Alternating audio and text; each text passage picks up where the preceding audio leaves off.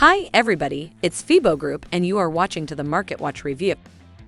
Most of the major bourses in Asia Pacific were able to be accessed through Hong Kong and the mainland's CSI 300.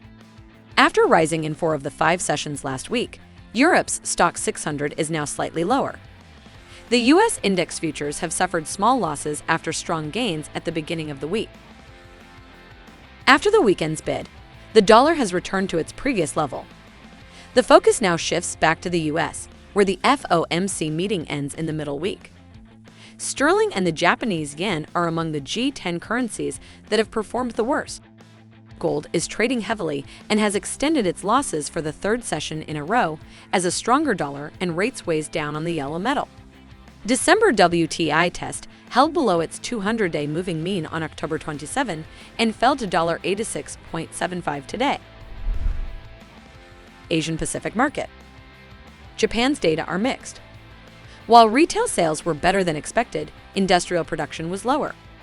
After reaching JPY 104.5 on Thursday, the US dollar has extended its recovery against Japan's yen. It trades at a session high in Europe, near 148.50.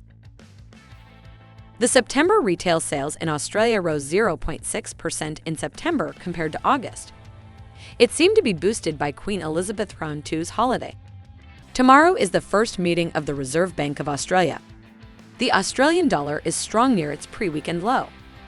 Support may be found before $0.6365. Market of Europe. CPI rose to 10.7% in October, up from 10.0% in September. Core rate rose to 5.0%.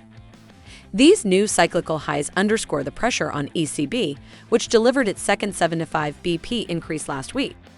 It also reported that the third quarter GDP grew by 0.2%, following a 0.8% regional economic expansion in the second quarter. Tomorrow's final PMI readings are likely to highlight the concerns that the Eurozone is in an outright contraction. The euro was trading at a 4-day low in Europe last week, having reached $1.01. Sterling, for its part, is limited to its pre-weekend range. Market of America. The task force was established by the US and EU to address concerns arising from the Inflation Reduction Act. This week will be the first meeting of the task force. Today's US PMI in Chicago and Dallas Fed's manufacturing survey are both available. Both are not market movers, which may be particularly true today as the FOMC meeting is scheduled. Canada's economic calendar is light today. The highlight of the week will be Friday's jobs report.